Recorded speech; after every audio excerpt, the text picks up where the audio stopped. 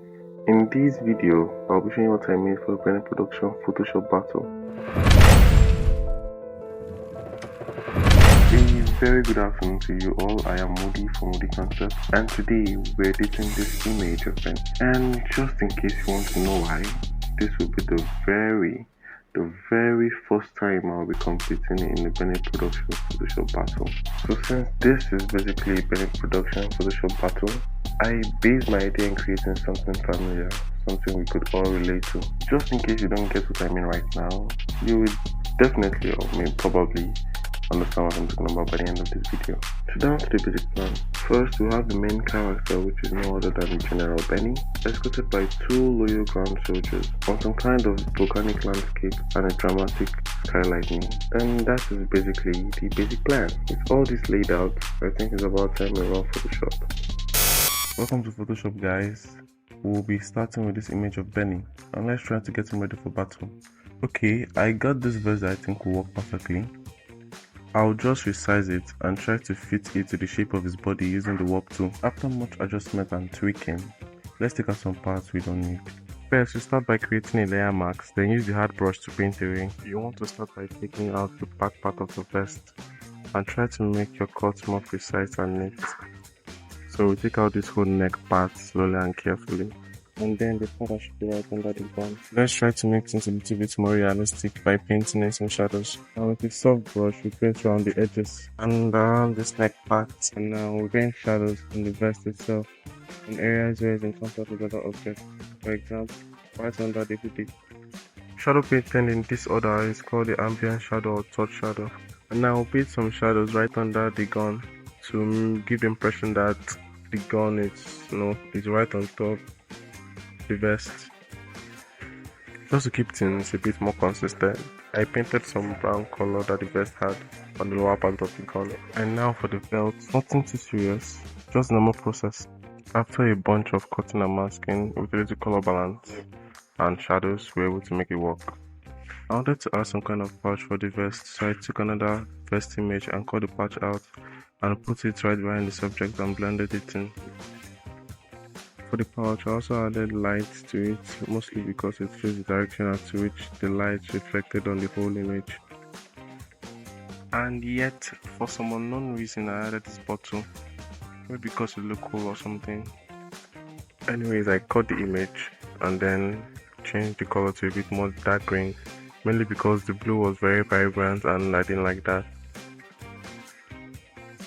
I placed it right behind our subject, and with some shadows I was able to blend it well enough. And for these guys, it was also the same process. I cut them out and tried to use the warp tool to make it fit the arm. With some mask, it got there. I also tried to fix the color to make it match the other objects we added.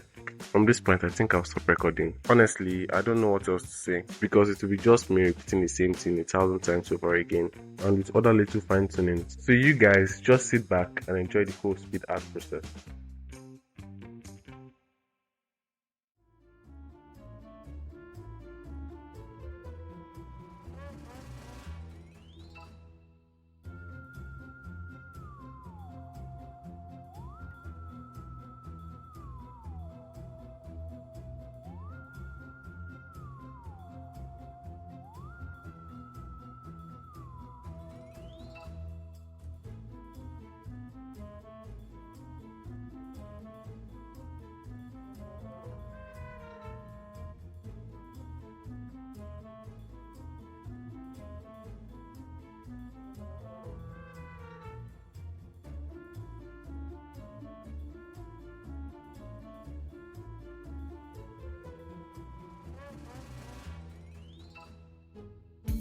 And there you have it, guys. Benny is ready for battle.